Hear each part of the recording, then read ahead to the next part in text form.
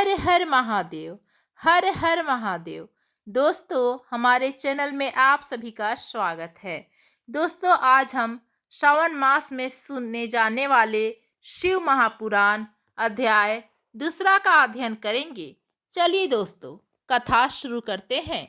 आप सभी पर भगवान भोलेनाथ की कृपा सदा सर्वदा बनी रहे, इसी मंगल कामना के साथ आज की वीडियो का शुभारंभ करती हूँ। आज सुनिए शिव महापुराण कथा में आगे का वृत्तांत। सूत जी कहते हैं, हे शौनक जी, जो श्रवण, कीर्तन और मनन इन तीनों साधनों के अनुष्ठान में समर्थन न हो, वह भगवान शंकर के लिंग एवं मूर्ति का स्थापना करके नित्य उसकी पूजा करे तो संसार सागर से पार हो सकता है। वंचना अथवा छल न करते हुए अपनी शक्ति के अनुसार धन राशि ले जाए और उसे शिवलिंग अर्थात शिव मूर्ति की सेवा के लिए अर्पित कर दे। साथ ही निरंतर उस लिंग एवं मूर्ति की पूजा भी करे। उसके लिए भक्ति भाव से मंडप, गोपुर, तीर्थ, मठ एवं क्षेत्र की स्थापना करे तथा उत्सव रचाएं। वस्त्र, गंध, पुष्प, धूप, दीप तथा पूजा और शाक आदि व्यंजनों से युक्ति भांति भांति के भक्ष्य भोजन अन्न नैवेद्य के रूप में समर्पित करे। छत्र, ध्वजा, व्यंजन, चामर तथा अन्य अनगो सहित राजोपचार की भांति सब सामान भगवान शिव के लिंग एवं मूर्ति को चढ़ावे। प्रदक्षिणा, नमस्कार तथा यथाशक्ति जप करें। आवाहन से लेकर विसर्जन तक सारा कार्य प्रतिदिन भक्ति भाव से संपन्न करें। इस प्रकार भगवान शिवलिंग अथवा शिव मूर्ति में भगवान शंकर की पूजा करने वाला पुरुष श्रवणादि साधनों का अनुष्ठान न करे तो भी भगवान शिव की प्रसन्नता सिद्धि प्राप्त कर लेता है। पहले के बहुत से महात्मा पुरुष लिंग तथा शिव मूर्ति की पूजा करने मात्र से भव बंधन से मुक्त हो चुके हैं। तब ऋषियों ने पूछा, मूर्ति में ही सर्वत्र देवताओं की पूजा होती है, लिंग में नहीं, परंतु भगवान शिव की पूजा सब जगह मूर्ति में और लिंग में भी क्यों की जाती है? सूत जी ने कहा, हे मुनीश्वरों, तुम्हारा यह प्रश्न तो बड़ा ही पवित्र और अत्यंत अद्भुत है। इस विषय में महादेव जी ही वक्ता हो सकते हैं। दूसरा कोई पुरुष कभी और कहीं भी इसका प्रतिपादन नहीं कर सकता। इस प्रश्न के समाधान के लिए भगवान शिव ने जो कुछ कहा है और उसे मैंने गुरु जी के मुख से जिस प्रकार सुना है, उसी तरह क्रमशः वर्णन करूंगा। एकमात्र भगवान शिव ही ब्रह्मा स्वरूप होने के कारण निष्कल अर्थात निराकार कहे गए हैं। रूपवान होने के कारण उन्हें सकल भी कहा गया है, इसलिए वे सकल और निष्कल दोनों ही हैं।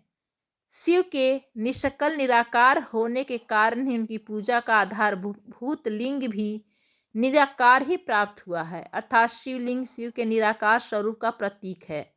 इसी तरह शिव के सकल या साकार होने के कारण उनकी पूजा का आधारभूत विग्रह साकार प्राप्त होता है, अर्थात शिव का साकार विग्रह उनके साकार स्वरूप का प्रतीक होता है। सकल और अकल अर्थात समस्त अंग आकार सहित निराकार रूप होने से ही वे ब्रह्मा शब्द से कहे जाने वाले परमात्मा हैं। वही कारण है कि सब लोग लिंग निराकार और मूर्ति साकार दोनों में ही सदा भगवान शिव की पूजा करते हैं। शिव से भिन्न जो दूसरे देवता हैं, वे साक्षात ब्रह्मा नहीं है, इसलिए कहीं भी उनके लिए निराकार लिंग नहीं उपलब्ध होता है।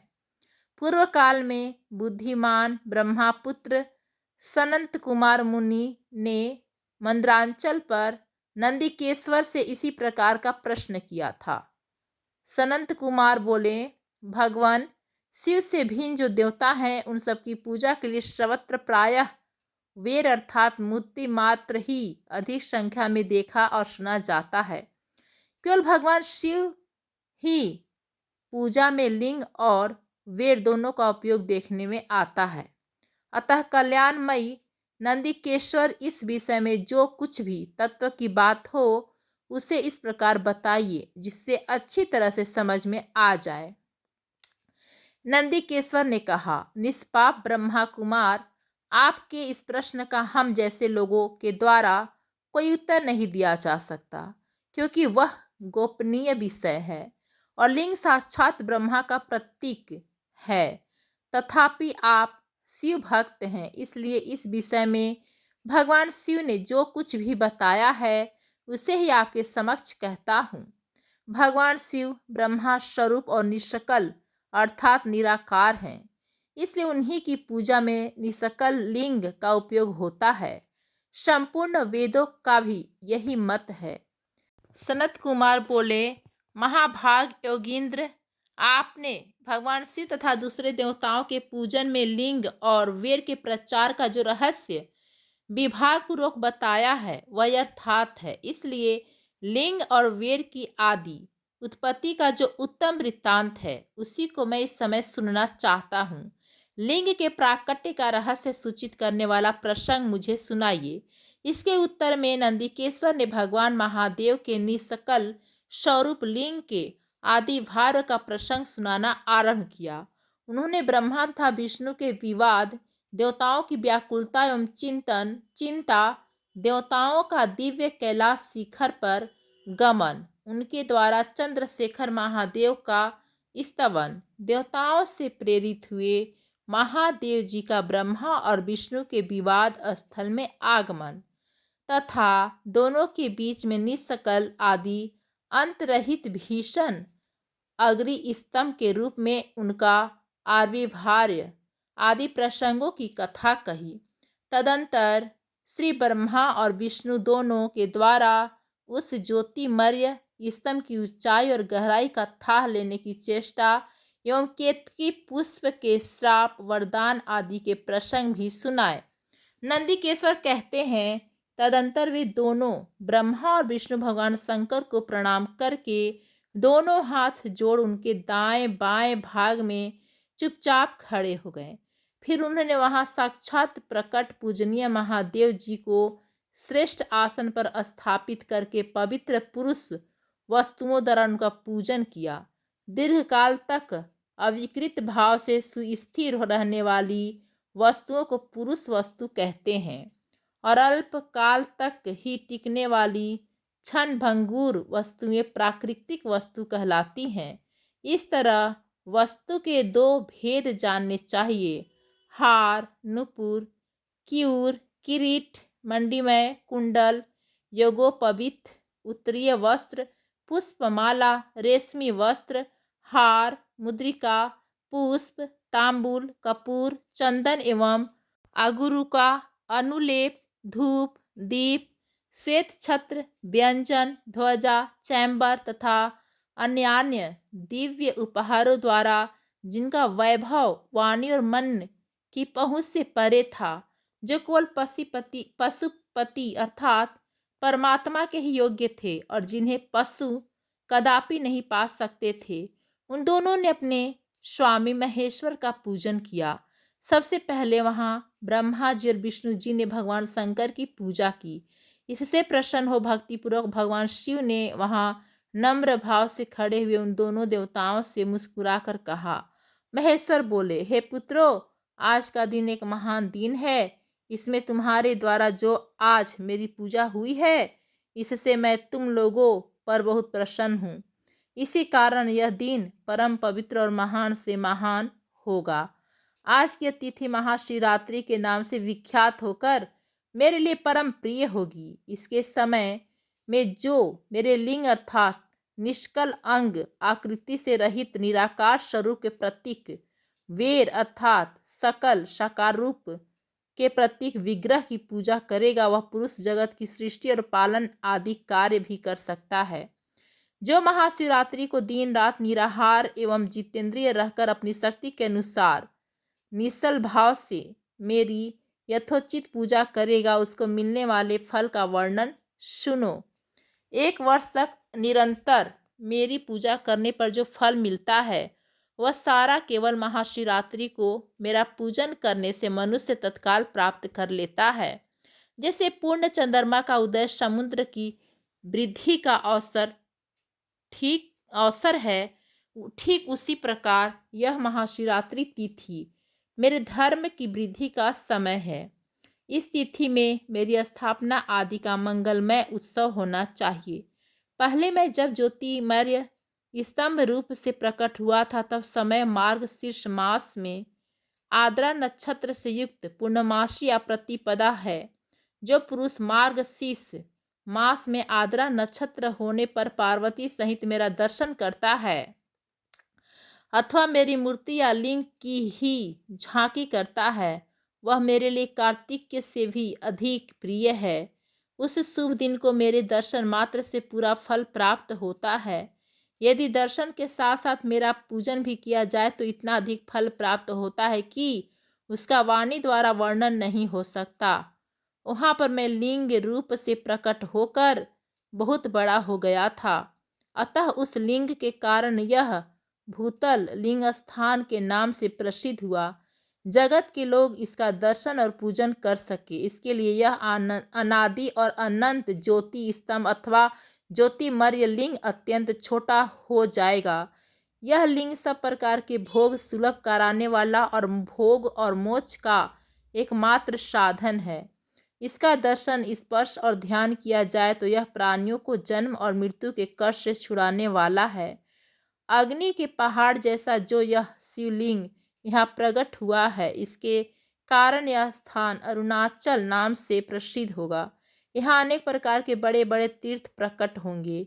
इस स्थान में निवास करने या मरने से जीवों का मोक्ष तक हो जाएगा। मेरे दो रूप हैं, सकल और निष्कल।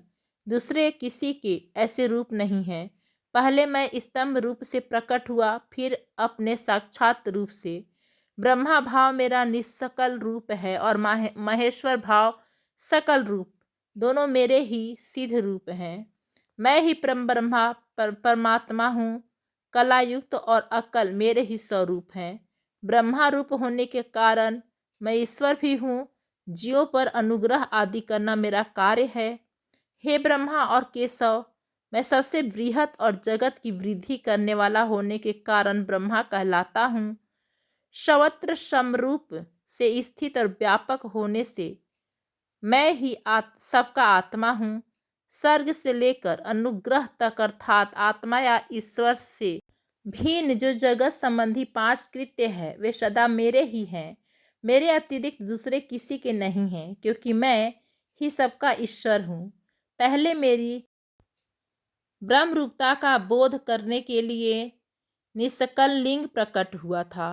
फिर अज्ञात ईश्वरत्व का साक्षात्कार कराने के निमित्त से मैं साक्षात जगदीश्वर ही सकल रूप में तत्काल प्रकट हो गया। अतः मुझ में जो ईश्वर हैं उसे ही मेरा सकल रूप जानना चाहिए, तथा जो यह मेरा निष्कल स्तंभ है वह मेरे ब्रह्मा स्वरूप का बोध करने वाला है। यह मेरा ही लिंग अर्थात चिन्ह है।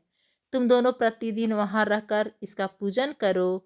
यह मेरा ही स्वरूप है और मेरे सामीप्य की प्राप्ति कराने वाला है।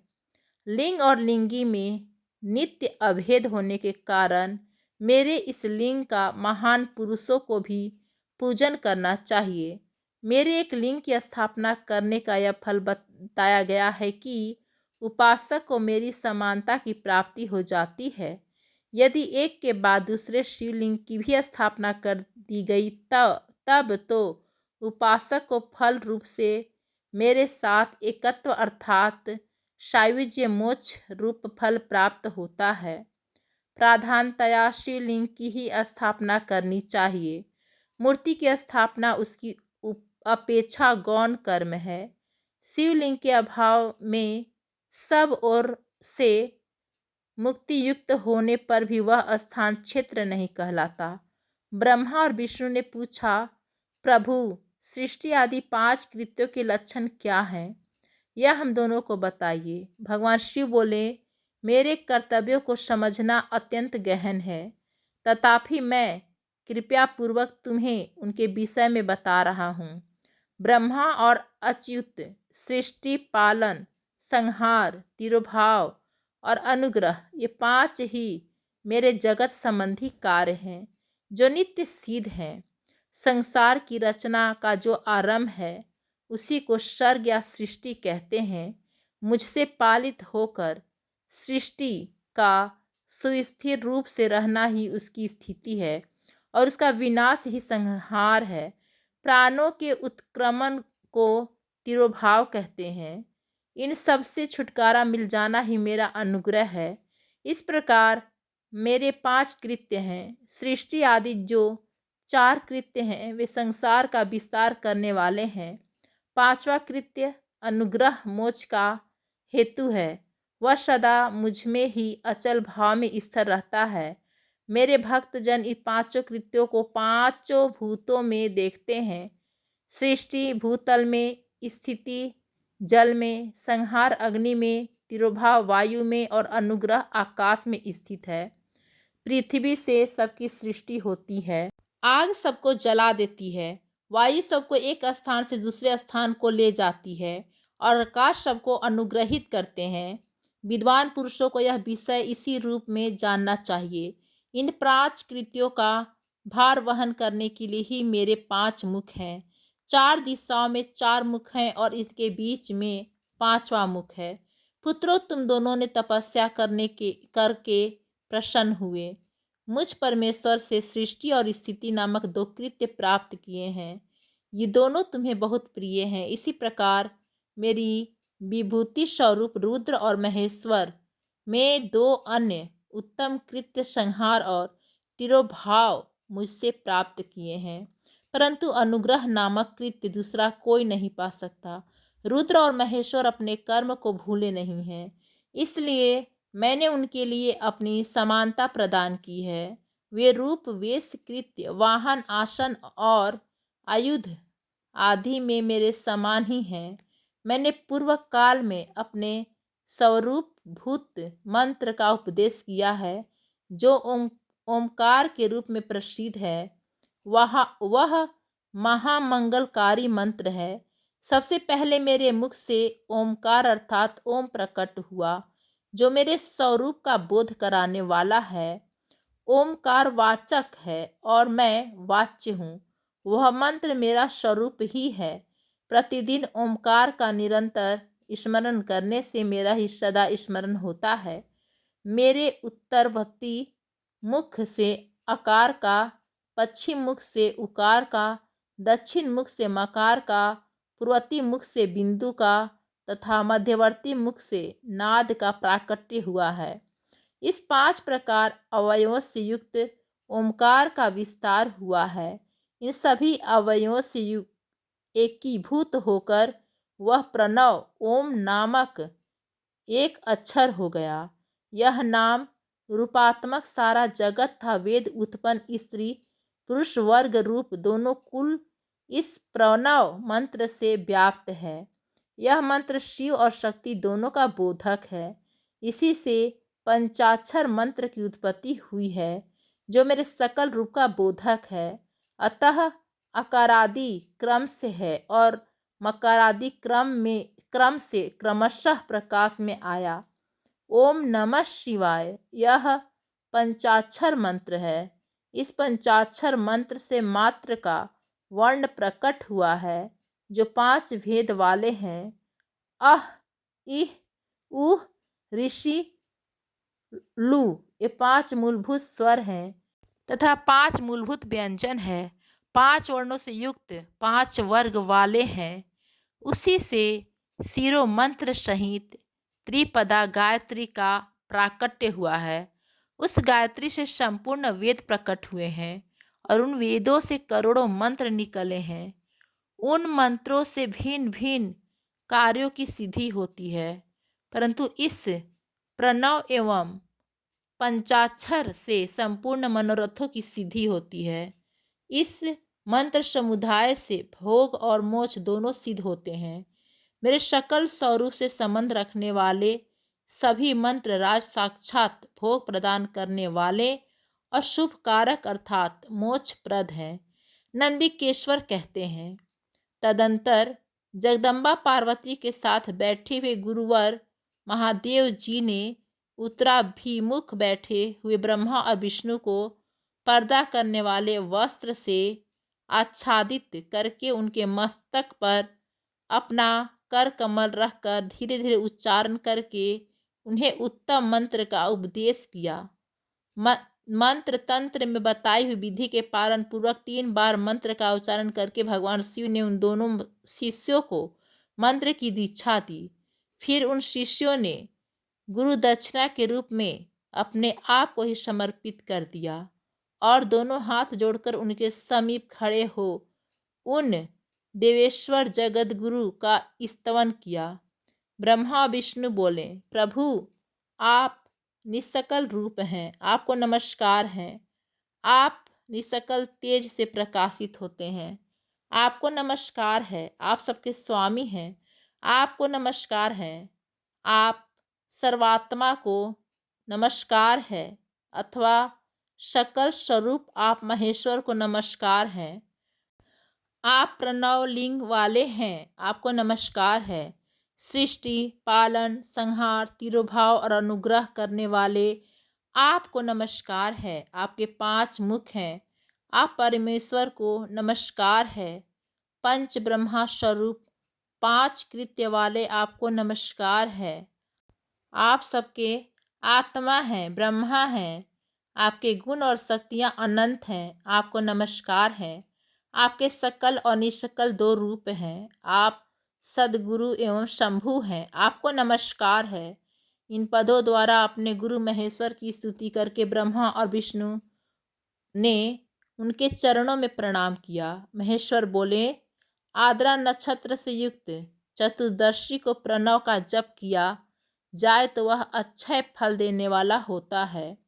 सूर्य की संक्रांति से युक्त महा आद्रा नक्षत्र में एक बार किया हुआ प्रणव जप कोटि गुने जप का फल देता है। मृगशिरा नक्षत्र का अंतिम भाग तथा पूर्णवसु का आदिम भाग पूजा, होम और तर्पण आदि के लिए सदा आद्रा के समान ही होता है।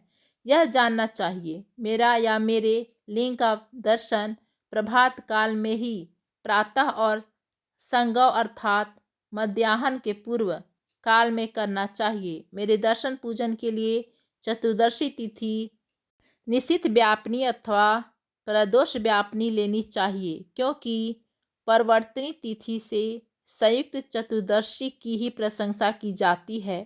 पूजा करने वाले के लिए मेरी मूर्ति तथा लिंग दोनों समान हैं, फिर भी मूर्ति की अपेक्षा लिंग का स्थान ऊंचा है। इसलिए मुमुक्ष पुरुषों को चाहिए कि वे वेर अर्थात मूर्ति से भी श्रेष्ठ समझकर लिंग का ही पूजन करें। लिंग का ओमकार मंत्र से और वेर का पंचाक्षर मंत्र से पूजन करना चाहिए।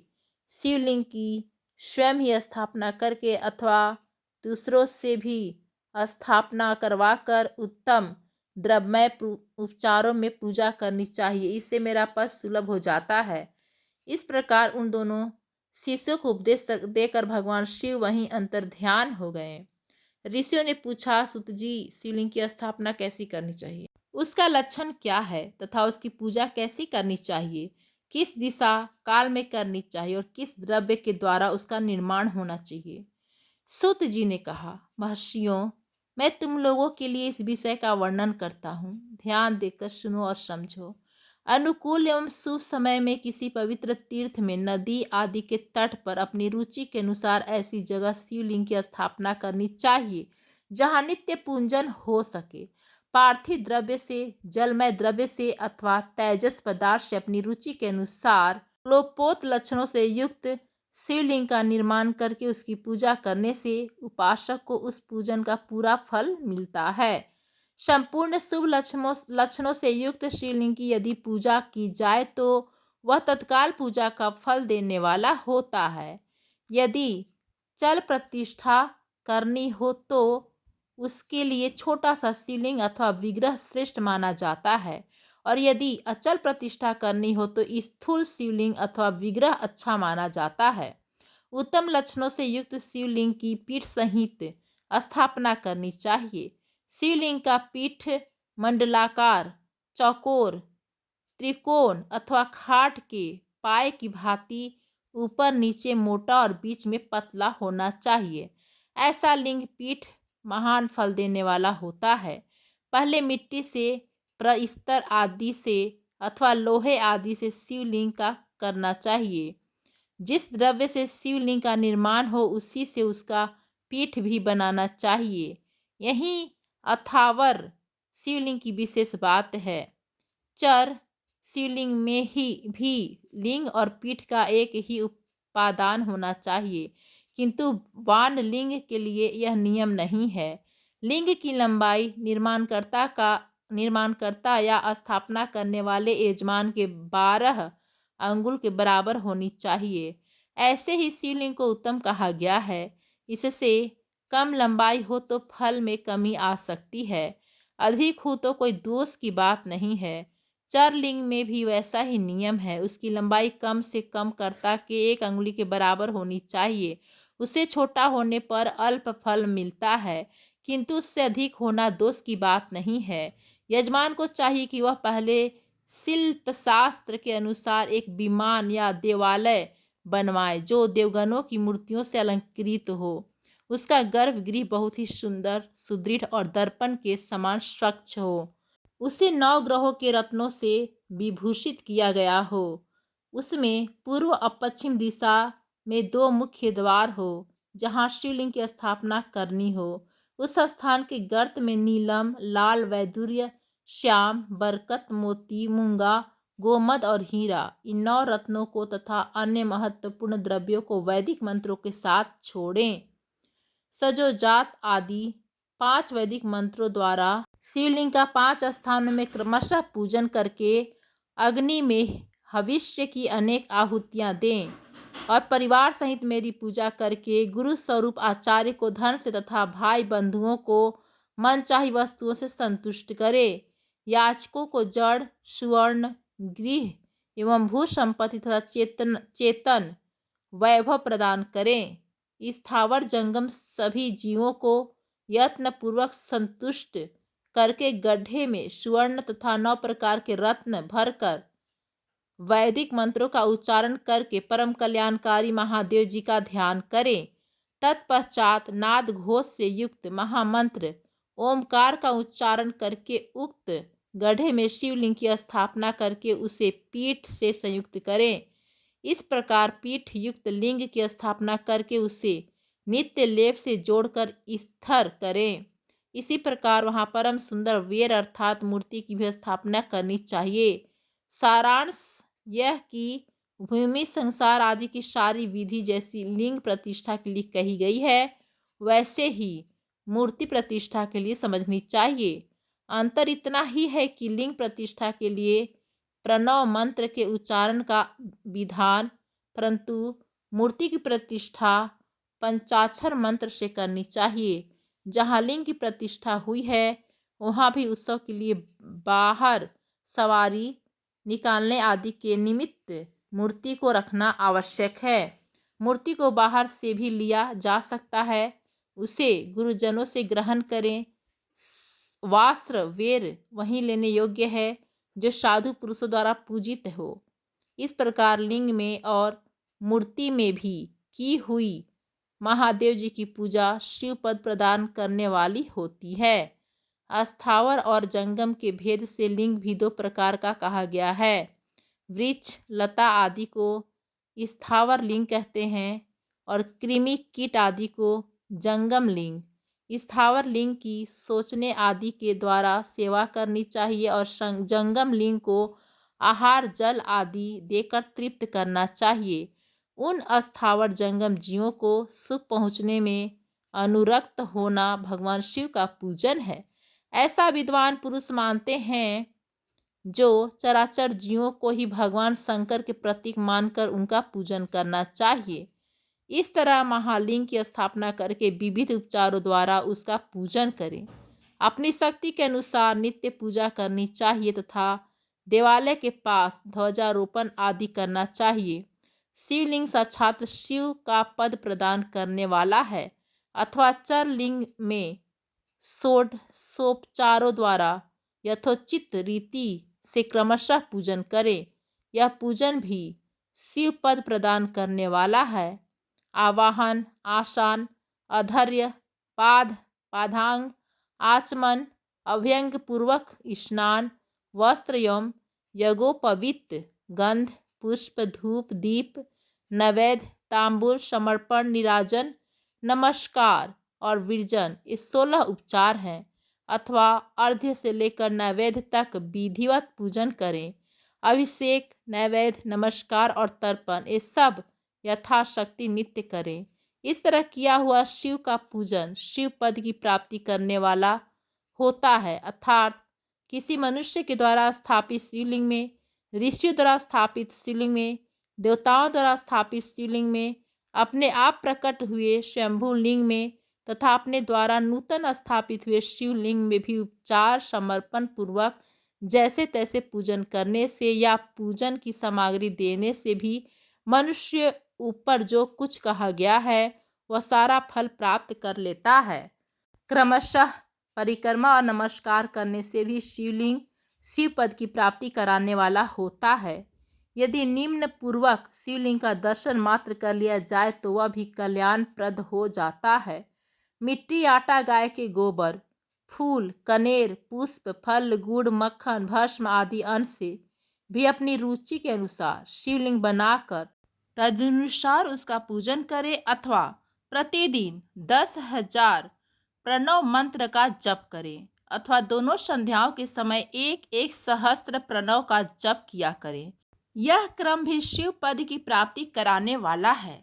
ऐसा जानना चाहिए जब काल में मकरांत प्रणव का उच्चारण मन की शुद्धि करने वाला होता है। समाधि में मानसिक जप का विधान है तथा अन्य सब समय भी उपांशु जप अर्थात धीमे स्वर में उच्चारण करना अर्थात जिसे कोई सुन न सके ऐसे जप को उपांशु कहते हैं ही करना चाहिए। नाद और बिंदु जैसे युक्त ओमकार के उच्चारण को विद्वान पुरुष समान प्रणव कहते हैं। यदि आदर पूर्वक 10,000 पंचाक्षर मंत्र का जप किया जाए अथवा दोनों संध्याओं के समय एक एक सहस्त्र का ही जप किया जाए तो उसे शिव पद की प्राप्ति कराने वाला समझना चाहिए।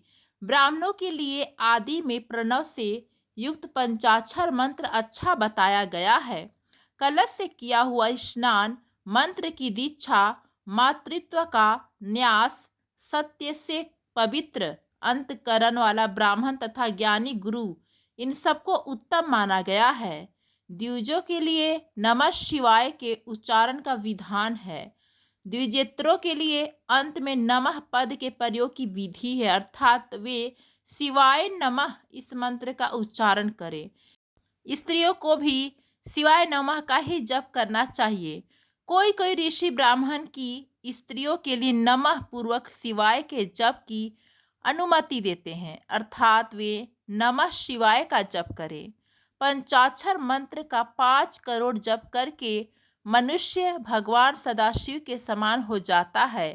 1, 2, 3 अथवा 4 करोड़ का जप करने से क्रमशः ब्रह्मा, विष्णु, रुद्र तथा महेश्वर का पद प्राप्त होता है।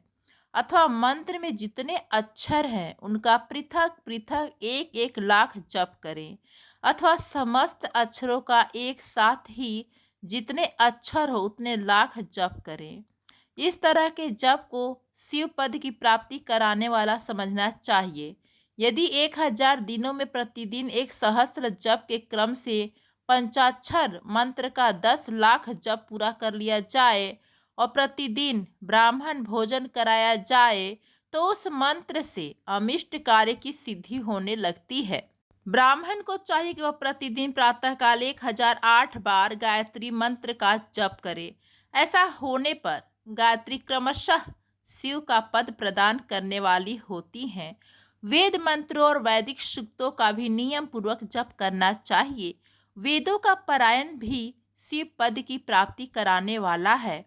ऐसा जानना चाहिए अन्याय जो बहुत से मंत्र हैं उनका भी जितने अक्षर हो उतने लाख जप करे। इस प्रकार जो यथाशक्ति जप करता है वह क्रमशः शिव पद अर्थात मोक्ष प्राप्त कर लेता है। अपनी रुचि के अनुसार किसी एक मंत्र को अपनाकर मृत्यु पर्यंत प्रतिदिन उसका जप करना चाहिए अथवा ओम इस मंत्र का प्रतिदिन 1 सहस्त्र जप करना चाहिए। ऐसा करने से भगवान शिव की आज्ञा से संपूर्ण मनोरथों की सिद्धि होती है। जो मनुष्य भगवान शिव के लिए फुलवाड़ी या बगीचे आदि लगाता है तथा शिव के सेवा कार्य के लिए मंदिर में झाड़ने बुहारने आदि की व्यवस्था करता है, वह इस पुण्य कर्म को करके शिव पद को प्राप्त कर लेता है। भगवान शिव के जो काशी आदि क्षेत्र हैं उनमें भक्ति पूर्वक नित्य निवास करे। वह जड़ चेतन सभी को भोग और मोक्ष देने वाला होता है। अतः विद्वान पुरुष को भगवान शिव के क्षेत्र में आमरण निवास करना चाहिए। पुण्य क्षेत्र में स्थित बावड़ी कुआं और पोखरे आदि को शिव गंगा समझना चाहिए। भगवान शिव को ऐसा ही वचन है। वहाँ स्नान दान और जप करके मनुष्य भगवान शिव को प्राप्त कर लेता है। अतः मृत्यु पर्यंत शिव के क्षेत्र का आश्रय लेकर रहना चाहिए। जो शिव के क्षेत्र में अपने किसी मृत संबंधी का साह मासिक श्राद्ध सपिंडीकरण अर्थात वार्षिक श्राद्ध करता है अथवा कभी भी शिव के क्षेत्र में अपने पितरों को पिंड देता है, वह तत्काल सब पापों से मुक्त हो जाता है और अंत में शिव पद पाता है। अथवा शिव के क्षेत्र में 7, 5, 3 या 1 ही रात निवास कर ले, ऐसा करने से भी क्रमशः शिव पद की प्राप्ति होती है। लोक में अपने अपने वर्ण के अनुरूप सदाचार का पालन करने से भी मनुष्य शिव पद को प्राप्त कर लेता है। वर्णानुकूल आचरण से तथा भक्ति भाव से वह अपने सत्कर्म का अतिशय फल पाता है। कामना पूर्वक किए हुए अपने कर्म के अभीष्ट फल को शीघ्र ही पा लेता है। निष्काम भाव से किया हुआ सारा कर्म साक्षात शिव पद की प्राप्ति करने वाला होता है। दिन के 3 विभाग होते हैं, प्रातः, मध्याह्न और सायाह्न। इन तीनों में क्रमशः एक प्रकार के कर्म का संपादन किया जाता है।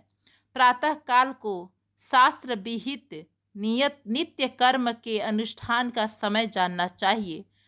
मध्याह्न काल सकाम कर्म के लिए उपयोगी है तथा संध्या काल शांति कर्म के लिए उपयुक्त है, ऐसा जानना चाहिए।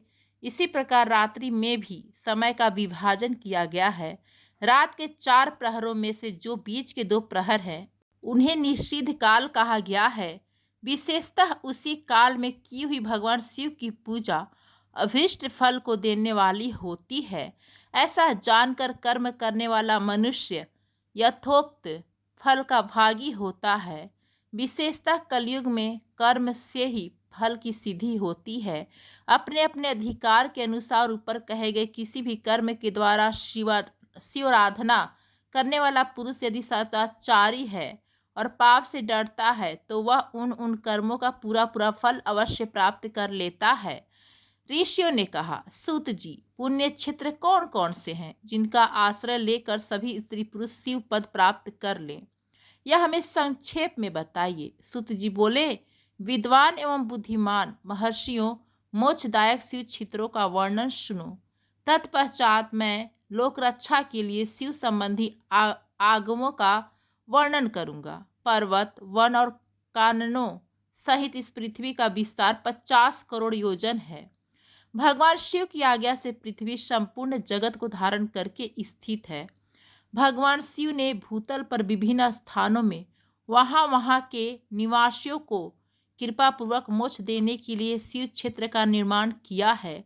कुछ क्षेत्र ऐसे हैं जिन्हें देवताओं तथा ऋषियों ने अपना वास स्थान बनाकर अनुग्रहित किया है, इसलिए उनमें तीर्थ प्रकट हो गया है। तथा अन्य बहुत से तीर्थ क्षेत्र ऐसे हैं जो लोगों की रक्षा के लिए स्वयं प्रादुर्भूत हुए हैं। तीर्थ और क्षेत्र में जाने पर मनुष्य को सदा स्नान दान और जप आदि करना चाहिए, अन्यथा वह रोग दरिद्रता तथा भुखता आदि दोषों का भागी होता है। जो मनुष्य इस भारतवर्ष के भीतर मृत्यु को प्राप्त होता है वह अपने पुण्य के फल से ब्रह्मलोक में वास करके पुण्य क्षय के पश्चात पुनः मनुष्य योनि में ही जन्म लेता है, अर्थात पापी मनुष्य पाप करके दुर्गति में ही पड़ जाता है। ब्राह्मणे पुण्य क्षेत्र में पाप कर्म किया जाए तो वह और भी दृढ़ हो जाता है। अतः पुण्य क्षेत्र में निवास करते समय सूक्ष्म से सूक्ष्म अथवा थोड़ा सा भी पाप न करें। सिंधु और सतद्रु अर्थात सतजल नदी के तट पर बहुत से पुण्य क्षेत्र हैं। सरस्वती नदी परम पवित्र और 60 मुख वाली कही गई हैं, अर्थात उसकी 60 धाराएं हैं। विद्वान पुरुष सरस्वती के उन धाराओं के तट पर निवास करे तो क्रमशः ब्रह्मा पद को पा लेता है। हिमालय पर्वत से निकली हुई पुण्य सलीला गंगा 100 मुख वाली नदी है। उसके तट पर काशी, प्रयाग आदि अनेक पुण्य क्षेत्र हैं। वह मकर राशि के सूर्य होने पर गंगा की तटभूमि पहले से भी अधिक प्रशस्त एवं पुण्यदायक हो जाती हैं। सोनभद्र नदी की 10 धाराएं हैं। वह बृहस्पति के मकर राशि में आने पर अत्यंत पवित्र तथा अभीष्ट फल देने वाला हो जाता है। उस समय वहां स्नान और उपवास करने से विनायक पद की प्राप्ति होती है। पुण्य सलील महानदी नर्मदा के 24 मुख स्रोत हैं। उसमें स्नान तथा उनके तट पर निवास करने से मनुष्य को वैष्णव पद की प्राप्ति होती है। तमसा के 12 तथा रेवा के 10 मुख हैं। परम पुण्यमयी गोदावरी के 21 मुख बताए गए हैं। वह ब्रह्म हत्या तथा गोवध के पाप का विनाश करने वाली एवं रुद्रलोक देने वाली है। कृष्णावेणी नदी का जल बड़ा पवित्र है। वह नदी समस्त पापों का नाश करने वाली है। उसके 18 मुख बताए गए हैं तथा वह विष्णु लोक प्रदान करने वाली है। तुंगभद्रा के 10 मुख हैं। वह ब्रह्मलोक देने वाली हैं। पुण्य सलीला स्वर्ण मुखरी के 9 मुख कहे गए हैं। ब्रह्मलोक से लौटे हुए जीव उसी के तट पर जन्म लेते हैं। सरस्वती नदी, पंपा सरोवर, कन्याकुमारी, अंतरिम तथा शुभ कारक श्वेत नदी ये सभी पुण्य क्षेत्र हैं। इनके तट पर निवास करने से इंद्रलोक की प्राप्ति होती है। पर्वत से निकली हुई महानदी कावेरी परम पुण्यमयी है। उसके 27 मुख बताए गए हैं। वह संपूर्ण अभीष्ट वस्तुओं को देने वाली है। उसके तट पर स्वर्गलोक की प्राप्ति कराने वाले तथा ब्रह्मा और विष्णु का पद देने वाले हैं। कावेरी के जो तट शैव क्षेत्र के अंतर्गत हैं वे अभीष्ट देने के साथ ही शिवलोक प्रदान करने वाले भी हैं। नैमिषारण्य तथा बद्री काश्रम में सूर्य और बृहस्पति के मेष राशि में आने पर यदि स्नान करे तो उस समय वहां किए हुए स्नान पूजन आदि को ब्रह्मलोक की प्राप्ति कराने वाला जानना चाहिए। सिंह और कर्क राशि में सूर्य की संक्रांति होने पर सिंधु नदी में किया हुआ स्नान तथा केदार तीर्थ के जल का पान एवं स्नान ज्ञानदायक माना गया है। जब बृहस्पति सिंह राशि में स्थित हो उस समय सिंह की संक्रांति से युक्त भाद्रपद मास में यदि गोदावरी के जल में स्नान किया जाए तो वह शिवलोक को की प्राप्ति करने वाला होता है। ऐसा पूर्व काल में स्वयं भगवान शिव ने कहा था। जब सूर्य और बृहस्पति कन्या राशि में स्थित हो तब यमुना और सोनभद्र में स्नान करें। वह स्नान धर्मराज तथा गणेश जी के लोक में महान भोग प्रदान कराने वाला होता है। यह महर्षियों की मान्यता है। जब सूर्य और बृहस्पति तुला राशि में स्थित हो उस समय कावेरी नदी में स्नान करें। वह स्नान भगवान विष्णु के वचन की महिमा से संपूर्ण अभीष्ट वस्तुओं को देने वाला माना गया है। जब सूर्य और बृहस्पति वृश्चिक राशि पर आ जाए तब मार्गशीर्ष के महीने में नर्मदा में स्नान करने से श्री विष्णु लोक की प्राप्ति हो सकती है। सूर्य और बृहस्पति के धन राशि में स्थित होने पर स्वर्ण मुखरी नदी में किया हुआ स्नान शिवलोक प्रदान करने वाला होता है। जैसा कि ब्रह्मा जी का वचन है, जब सूर्य और बृहस्पति मकर राशि में स्थित हो उस समय माघ मास में गंगा जी के जल में स्नान करना चाहिए। ब्रह्मा जी का कथन है कि वह स्नान शिवलोक की प्राप्ति कराने वाला होता है। शिवलोक के पश्चात ब्रह्मा और विष्णु के स्थानों में सुख भोगने पर अंत में मनुष्य को ज्ञान की प्राप्ति हो जाती है। माघ मास में तथा सूर्य के कुंभ राशि में स्थित होने पर फाल्गुन मास में गंगा जी के तट पर किया हुआ श्राद्ध, पिंडदान अथवा तिलोदक दान पिता और नाना दोनों कुलों के पितरों की अनेकों पीढ़ियां का उद्धार करने वाला माना गया है। सूर्य और बृहस्पति जब मीना राशि में स्थित हो तब कृष्णवेणी नदी में किए गए स्नान की ऋषियों ने प्रशंसा की है। उन महीनों में पूर्वोक्त तीर्थों में किया हुआ स्नान इंद्र पद की प्राप्ति कराने वाला होता है। विद्वान पुरुष गंगा अथवा कावेरी नदी का आश्रय लेकर तीर्थवास करे। ऐसा करने से तत्काल किए हुए पाप का निश्चय ही नाश हो जाता है। रुद्र लोक प्रदान करने वाले बहुत से क्षेत्र हैं। ताम्रपर्णी और वेगवती ये दोनों नदियां ब्रह्मलोक की प्राप्ति रूप फल देने वाली हैं। इन दोनों के मध्य में बहुत से पुण्यप्रद क्षेत्र हैं। वहां निवास करने वाला विद्वान पुरुष वैसे फल का भागी होता है। सदाचार, उत्तम वृत्ति तथा सद्भावना के साथ मन में दया भाव रखते हुए विद्वान पुरुष को तीर्थ में निवास करना चाहिए, अन्यथा उसका फल नहीं मिलता। पुण्य क्षेत्र में किया हुआ थोड़ा सा पुण्य भी अनेक प्रकार से वृद्धि को प्राप्त होता है तथा वहाँ किया हुआ छोटा सा पाप भी महान हो जाता है। यदि पुण्य क्षेत्र में रहकर ही जीवन बिताने का निश्चय हो तो उस पुण्य संकल्प से उसका पहले का सारा पाप तत्काल नष्ट हो जाएगा, क्योंकि पुण्य को ऐश्वर्यदायक कहा गया है। ब्राह्मणों, तीर्थवास जनित पुण्य कायिक, वाचिक और मानसिक सारे पापों का नाश कर देता है। तीर्थ में किया हुआ मानसिक पाप ब्रजलेप हो जाता है, वह कई कल्पों तक पीछा नहीं छोड़ता। वैसा पाप केवल ध्यान से ही नष्ट होता है, अन्यथा नहीं। वाचिक पाप जप से तथा कायिक पाप शरीर को सुखाने जैसे कठोर तप से नष्ट हो जाता है। अतः सुख चाहने वाले पुरुषों को देवताओं की पूजा करते और ब्राह्मणों को दान देते हुए पाप से बचकर ही तीर्थ में निवास करना चाहिए। आज का अध्याय यहीं पर समाप्त हुआ। फिर कल मिलते हैं अगली अध्याय के साथ। हर हर महादेव, हर हर महादेव। धन्यवाद दोस्तों।